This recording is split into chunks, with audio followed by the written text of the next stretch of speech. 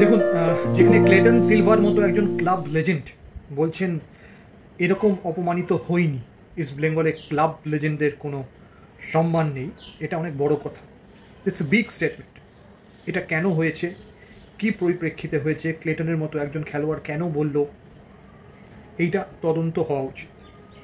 Emami east বেঙ্গলকে এটা তদন্ত করতে হবে এবং সেটাই উচিত কাজ হবে। আমার মনে হয় যতদূর আমরা জানি ফুটবল অপারেশনসের দায়িত্বে থাকছেন থংবই সিংটো। এটা আমার মনে হয় থংবই সিংটোর নিজে দেখা উচিত, কারণ কি ইনভেস্টরের সঙ্গে কোচের সঙ্গে একটা সিঁড়ির মতো কাজ করছেন থংবই সিংটো। তো তার পারভিউতে যদি এটা হয়ে থাকে, তিনি আসার পর যদি এই কাণ্ডটা হয়ে থাকে, কেন হলো এটার তদন্ত অবশ্যম্ভাবী, এটা হওয়াই উচিত। আমি অনুরোধ করব ইমামি ইস্ট বেঙ্গলকে, বিভাস আগরওয়ালকে, ইস্ট বেঙ্গলের কর্মকর্তাদের এই বিষয়টা খতিয়ে দেখতে এক্স্যাক্টলি কী হয়েছে। আমি কারো পক্ষে যেতে চাই না। ক্লেটনের যে বক্তব্য আজকে খবরের কাগজে বেরিয়েছে, সেখানে উনি বলছেন যে 40 সেকেন্ড খেলিয়ে কোচ তাকে উঠিয়ে নেয়, মাঠে থেকে আর কি করব, চলে যাচ্ছি, এই ধরনের, that's not a quote and quote, but এই ধরনের কিছু বলতে চেয়েছে। যেটা খবরের কাগজে বেরোচ্ছে যে কোচ যাকে যে রোলে দেখতে চেয়েছে মাঠের মধ্যে, ক্লেটন সেই পজিশনে খেলতে চাননি, অস্বীকার করেন এবং তার ফলে তিনি বেরিয়ে গিয়েছেন, কোচ তাকে উঠিয়ে নিয়েছে এবং দ্যাট ইজ অনলি 40 সেকেন্ডস। এই পরিস্থিতি কেন তৈরি হলো? ক্লেটন সেন্টার ফরওয়ার্ড হিসেবে আইএসএলে খেলেছে, ক্লেটন রাইট উইং হিসেবে আইএসএলে খেলেছে, প্রত্যেকটা কিন্তু ইস্টবেঙ্গল জার্সি পরে, যা আমি মনে করতে পারছি। ক্লেটন অ্যাটাকিং মিডফিল্ডার হিসেবে আইএসএলে খেলছে, হোল্ডিং মিডফিল্ডার হিসেবে খেলেছে, প্রত্যেকটাই ইস্টবেঙ্গল জার্সি পরে। একজন লিজেন্ড যে নিজেকে ক্লাব লিজেন্ড বলছে, obviously he is legend by his credit.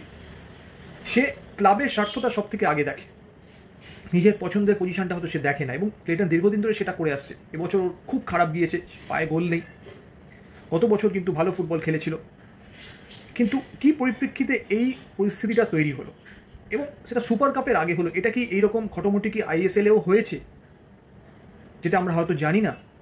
এইটা কিন্তু ক্লাবকে খুঁজে বার করতে হবে, কারণ কি এটা স্পিরিট অফ ফুটবলের এগেনস্টে চলে যাচ্ছে। টিমের ইউনিটি বন্ডিং নষ্ট হতে পারে ছোট একটা ঘটনা থেকে। একটা ছোট ঘটনা সেটা স্কুলিংয়ের মতো থাকে এবং আস্তে আস্তে সেটা কিন্তু দাবানলের আকার নেয়। এইটা অত্যন্ত গুরুত্বপূর্ণ। একটা কথা মনে রাখবেন, ক্লেটন সিলভা যদি না থাকতো, আমাদের ক্লাব তাঁবুতে লেসলি ক্লরিয়ার সরণিতে সুপার কাপটা আসতো না। আমি পরিষ্কার বলছি, এটা আমার মতামত, সুপার কাপটা আসতো না। জয়সূচক গোলটার কথা আপনারা মনে রাখবেন। আর ক্লেটন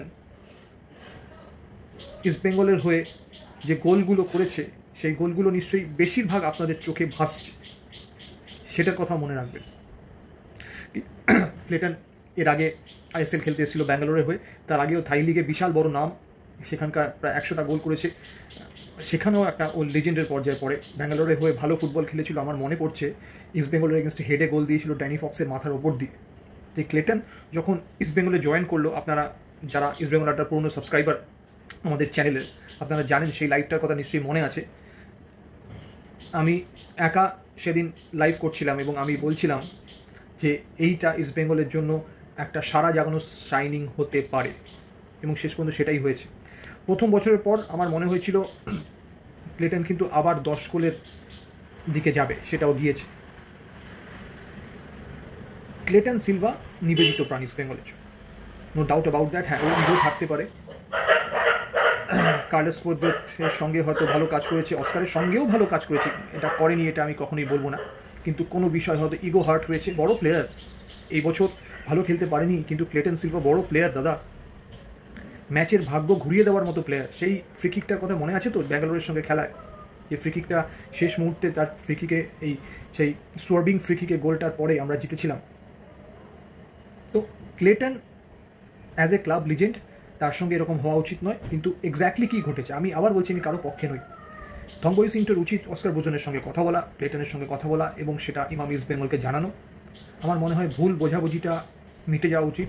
ইস্ট বেঙ্গলে ক্লেটনস ডেজ আর নাম্বারড, ওকে, খুব অল্প আর মাস দেড়েক ক্লেটন ইস্ট বেঙ্গলে আছে। 31 তারিখ অবধি সম্ভবত চুক্তি রয়েছে, চুক্তির নবীকরণ হবে না এটাই মনে করা হতে পারে। গত বছর 1 বছরের চুক্তি ছিল। ক্লেটন ইস্টবেঙ্গলকে যেন বিদায় জানাবার সময় ওর হাসি মুখ থাকে, এটা হওয়া উচিত। এটা একটা লেজেন্ড ডিজার্ভ করে। ইস্টবেঙ্গলের সঙ্গে এটা যেন অন্য কিছু না। ব্যাস এটাই বলার ছিল। আমার মনে হয় যে সব ঠিক হয়ে যাবে। এছাড়াও আরও বেশ কিছু বিষয় খবরাখবর আপনারা পাবেন। রাত্রিবেলা ইস্টবেঙ্গল আড্ডাতে আমরা আলোচনাও করব। কালকে আমি আবার কিছু আপনাদের দিয়েওছি। ভালো থাকবেন। জয় ইস্টবেঙ্গল। আর এখনও যারা সাবস্ক্রাইব করেননি অবশ্যই সাবস্ক্রাইব করবেন, পাশে থাকা বেল নোটিফিকেশনটা অন করে দেবেন।